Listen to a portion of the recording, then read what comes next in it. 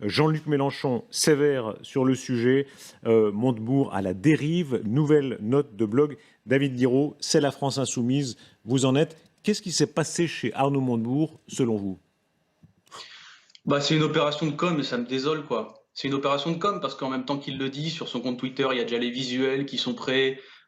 Et en plus, le pire, c'est que vous avez votre confrère du Figaro qui nous explique que cette proposition est même pas dans son livret thématique. C'est-à-dire qu'en fait, aujourd'hui, on est dans une situation où la plupart des dirigeants de gauche, pour se démarquer et pour faire du buzz, pour exister politiquement, qu'est-ce qu'ils font? Ils vont sur les terrains de l'extrême droite. Mais on n'a pas mieux à faire. Franchement, on n'a pas mieux à faire. Vous voulez pas juste mettre le débat clivant sur des questions sociales, sur des questions d'intérêt général, sur comment on améliore la vie des gens qui galèrent dans ce pays. Je sais pas, c'est une idée comme ça. Hein. Oui, mais c'est ce que fait votre leader et il est à 9% dans les sondages. Vous voyez bien que ce sont les thèmes portés par Éric Zemmour et Marine Le Pen qui aujourd'hui sont dominants puisque ce sont ces thèmes-là qui les mettent au second tour. Le Jean-Luc Mélenchon, il est aujourd'hui, ce n'est qu'un sondage, c'est vrai, mais à la moitié du score qu'il faisait en 2017. Et pourtant, lui, il est sur ce registre social. Mais Monsieur Roquette, en 2016, un an avant l'élection, on n'était pas à 19%, d'accord? Et justement, c'est parce que pendant l'élection présidentielle, pendant les débats de l'élection présidentielle, c'est les sujets sociaux qui sont revenus. Mais moi, je veux bien qu'on ait un débat sur la question des migrations. Mais si vous voulez parler des migrations quand vous êtes à gauche, mais en ce moment, je le dis honnêtement, vous avez des pères, notamment le père de Mestre, qui est du Secours catholique à Calais, qui est en grève de la faim avec 2 autres bénévoles, parce qu'à Calais... Il a arrêté sa grève de la faim, hein. Les personnes exilées, il a arrêté sa grève de la faim parce qu'il n'en pouvait plus, mais il soutient encore les gens en grève de la faim.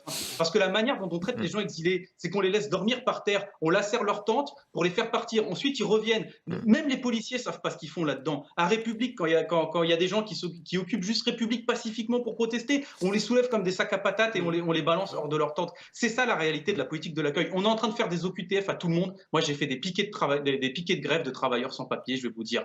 Il y a des travailleurs dans ce pays, hein. Il y a des gens qui bossent, mais comme des fous furieux, comme jamais on bossera vous et moi, d'accord? Qui sont des gens qui n'ont pas de papier aujourd'hui, qui ne sont pas régularisés et qui pourtant ont des OQTF. Ces gens-là, on devrait les régulariser parce que si on les régularisait, eh ben justement, ils pourraient apporter aux cotisations sociales du pays, c'est-à-dire améliorer notre condition à tous. Un mot de réaction sur le sondage. Anne, un peu cruellement, me rappelait c'est même moins de 9%, si on regarde très exactement, c'est 8,5%. Voilà, c'est la réalité de ce sondage. Pour l'instant, on peut toujours discuter des sondages, mais on voit à quel point la droite squatte devant vous, un Éric Zemmour, une Marine Le Pen. L'un et l'autre qui réussissent à rester tellement haut malgré leur compétition. Est-ce qu'il n'y a pas pour vous quelque chose, vous, la gauche en général, là, quand on voit l'addition, quelque chose d'un peu désespérant? Non, parce que ce sondage-là, je les connais, c'est l'IFOP. Alors l'IFOP, ils prennent que les gens qui sont sûrs et certains d'aller voter. Donc déjà, vous excluez une bonne partie des catégories populaires.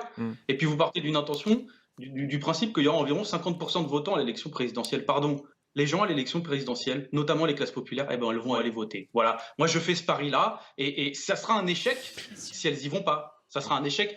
David Guiraud, juste un mot sur l'IFOP, parce que c'est un institut qui travaille très bien. Et tous les instituts... Juste un mot, tous les instituts, je comprends bien votre point de vue, mais tous les instituts en ce moment et depuis des semaines mettent quand même Jean-Luc Mélenchon sous les 10%, on va dire entre 8 et 11 ou 12%. Pour approfondir plutôt que les sondages, parce que franchement, parlons du fond, vous aimez parler du fond, je le sais. Est-ce que, sur les questions quand même régaliennes, immigration, identité et autres, ça n'a pas été depuis des années un point mort de la gauche? C'est un républicain, il a parlé de la patrie, Jean-Luc Mélenchon. Pourquoi vous avez laissé une grande partie du vote populaire? Vous êtes sans langue de bois, David Guiraud, pourquoi? Non, mais je vais vous répondre, je ne suis pas du tout d'accord avec vous, c'est tout. C'est pas que je suis langue de bois, c'est que... Et pourquoi autant de monde est parti chez Le Pen? Autant de votes communistes et mélenchonistes est parti chez Le Pen depuis des années? Alors ça, c'est pas vrai.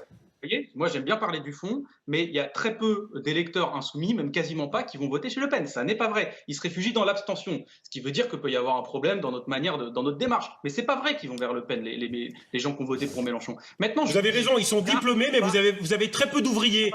Vous avez très peu d'ouvriers, vous avez des étudiants, des profs. C'est sociologique, mais pas politique. Vous avez peu d'ouvriers, David Guiraud. Écoutez-moi, il y a des combats politiques à mener.